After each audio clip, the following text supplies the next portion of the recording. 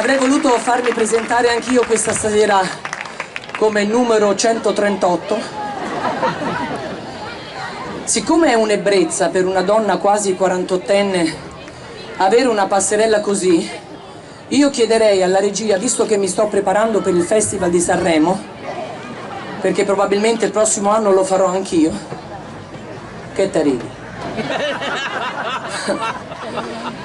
Sto facendo un corso di portamento, perché per fare la modella, avete visto qui tante modelle in erba, molta erba, chissà che magari il prossimo anno il prossimo presentatore del festival, quest'anno ci sarà Amadeus, ma magari il prossimo anno, che ne so, tornerà Carlo Conti e mi presenterà. Siccome quando si apre il sipario c'è una meravigliosa scalinata più o meno come questa, la difficoltà è la scala. Per tutte le soubrette che si sono susseguite su questo prestigioso palco dell'Ariston, se lui mi dovesse presentare, signore e signori, quest'anno il 68esimo Festival di Sanremo, ho il piacere di avere sul palco dell'Ariston la meravigliosa Valentina Pezza. Non si apre il sipario, un posto scende, bella Carlo? Allora sto facendo un corso di portamento e se la regia mi assiste con la base traccia sfilata, vi faccio vedere Valentina Perzia, se non è meglio di una modella. Occhio.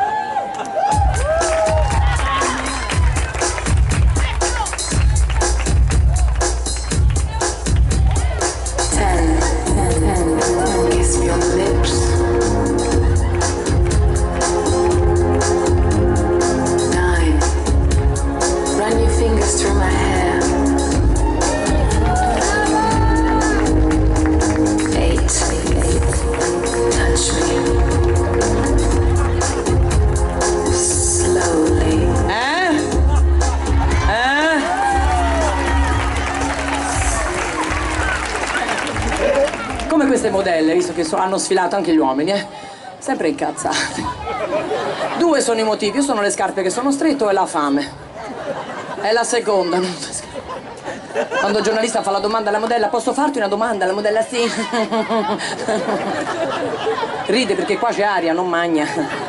Cioè, come fai a essere così magra? Devo essere sincera? No, se ti avanza una cazzata la bodice abbiamo detto. Cioè, non lo so, perché mangio tutto quello che voglio, maledetta. In palestra non vado perché sono pigra, ma non muore questa. Evidentemente ha un metabolismo molto attivo. Lei ce l'ha attivo, il mio è morto del metabolismo. Al metabolismo mio quest'anno io ho detto alzati che facciamo la prova costume, ma guardato mi ha detto compa del maglione che andiamo in montagna, la sa. Signora.